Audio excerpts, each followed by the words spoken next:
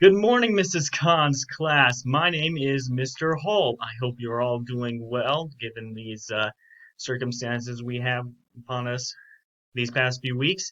And due to these circumstances, I'm unable to teach you all a proper class. So instead, I am recording these instructions for an assignment of my creation called the SOAPSTone assignment. Now, this inquire this assignment requires you to use the soapstone strategy to analyze a story of your choosing by showing how and why an author develops a text. You are addressing the target, analyzing text organization and structure. Now, right here is the soapstone template, which will be provided to you. As you can see, it is an acronym of speaker, occasion, audience, purpose, subject, and tone, and an analysis paragraph at the end. Now, the speaker is who is telling the story. It is not the author of the story. That would be too obvious. This is the speaker of the story, as it says. And also what perspective it's coming from. Is it first person? Is it second person? Is it third person? Which you guys have all gone over before. Now, also we have occasion, where and when the story takes place, also known as the setting. This can include time and place, and time can be relative to either a specific time of day or time of the year or even the year or era in general. Next, we have the audience. Who is the targeted audience? Is it people in general, a specific group of people, or is it a specific person? That can sometimes this is stated outright in a story, sometimes you have to look at the finer details. Next, we have the purpose. What is the life lesson being taught? You could also say that this is the theme of a story. What lesson is trying to be taught or conveyed? Next, we have the subject, which is the conflict. What is the conflict of the story? Man versus man, man versus self, or man versus nature? Which does your story fall under? Next, we have tone. How does the author feel about the conflict and or the theme of the story? How does the story convey what the author is feeling about the story? Finally, we have your analysis paragraph at the end. You will use the soapstone chart to develop a well-written analysis paragraph, including the title and the author. For you, I was taught that paragraphs should be 4 paragraphs. However, I have been informed that you guys have been taught to do 5 sentences. So that will be the requirement for this assignment.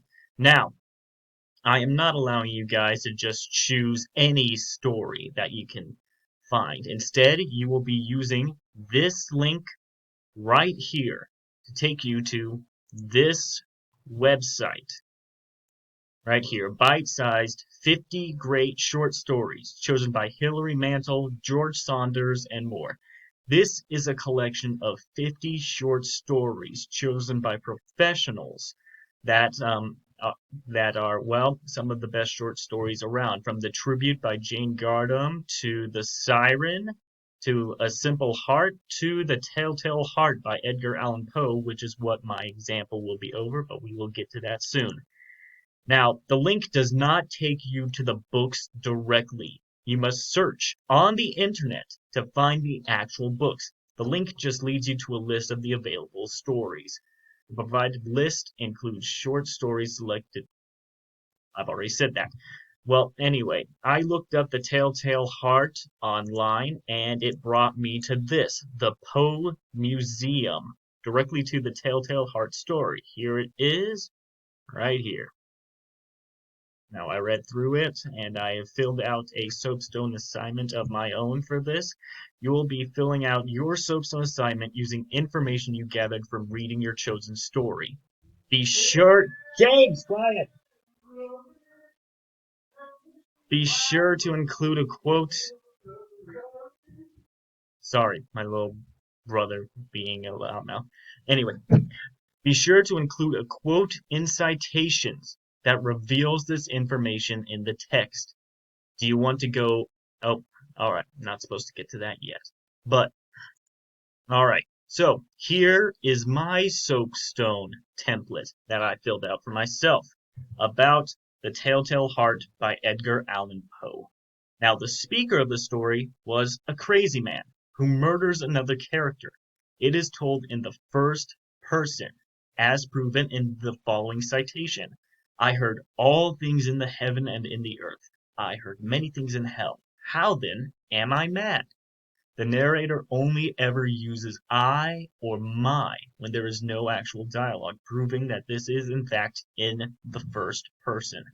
Now, actual quotation, as you can see here, you have a quotation mark at the beginning, a quotation mark at the end, then the parentheses name, last name of the author, followed by a period. That is proper citation. Next, we have occasion. The story takes place in the victim's home, late at night. It is presumably sometime during or before the 1843, when the book was published. However, it was likely before then, as there was no electricity mentioned in the book. There was, however, an old-fashioned light source, a lantern, as proven in the quotation, was about to open the lantern when my thumb slipped upon the tin fastening. Next, we have audience. Is it people in general? People who enjoy horror stories?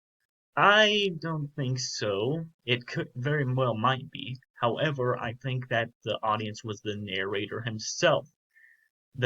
Because the narrator is addressing this to himself as proof to himself that he is not mad.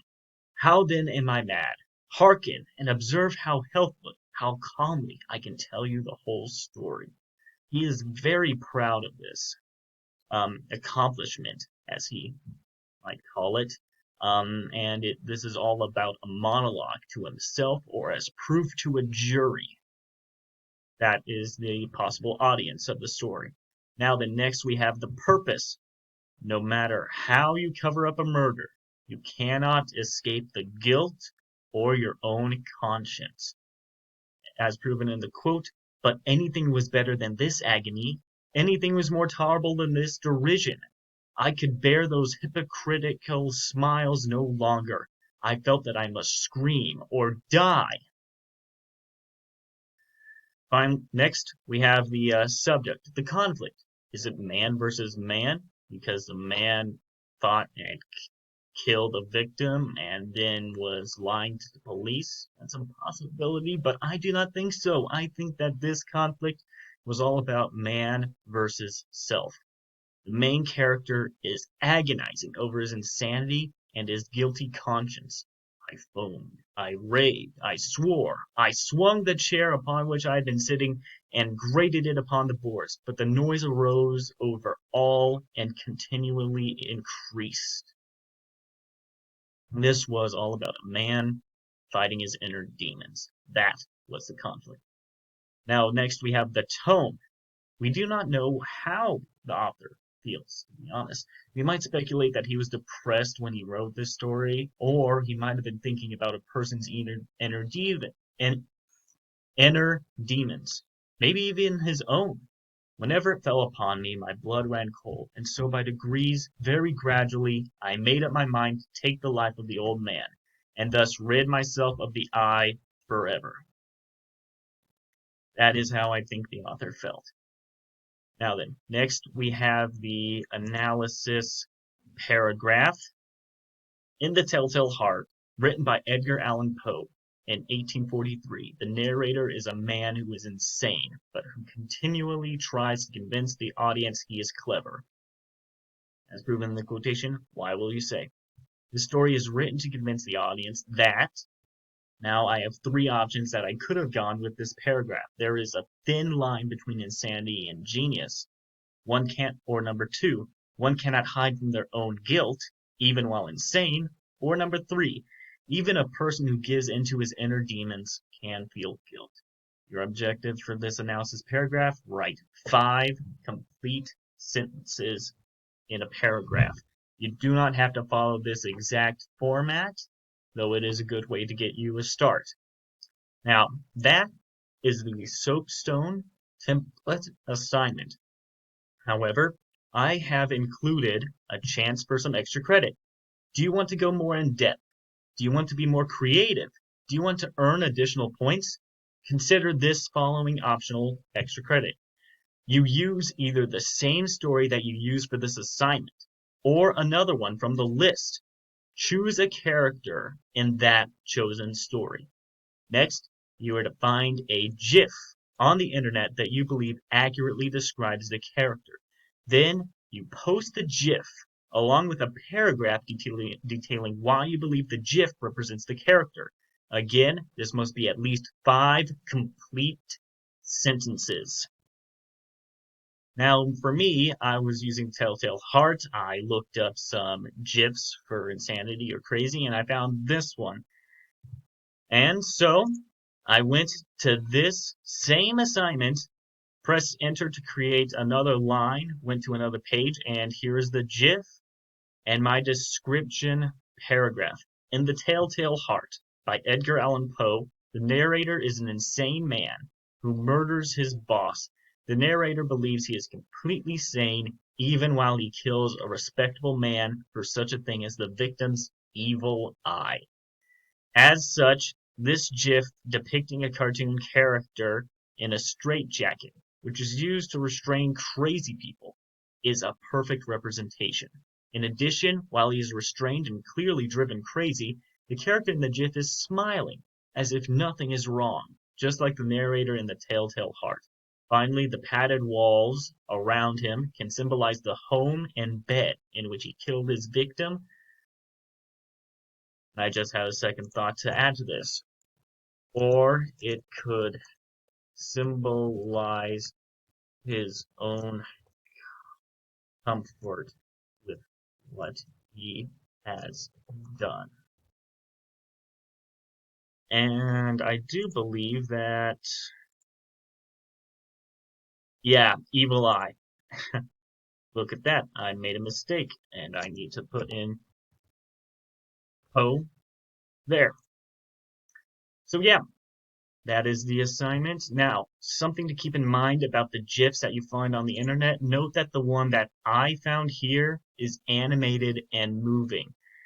Particularly if you find any that have words like this one. When a person is insane, as you clearly are, do you know that you're insane? Now watch what happens when I try to do it, to post it on here. It is unanimated. So make sure that what you choose for your GIF works fine, even if it is unanimated. And also, if this link does not work for you guys, then I have also included a full list in the assignment itself. Remember, do not use the Telltale Heart. I have provided an example for you. There will be no copying off of me. And remember, your deadline is by May 5th. May 5th. That would be in 1 week. All right. Well, thank you all for listening. Do not forget to complete this assignment by May 5th and write in complete sentences. Stay safe and healthy, everyone, and I hope you have a great rest of your week. Thank you.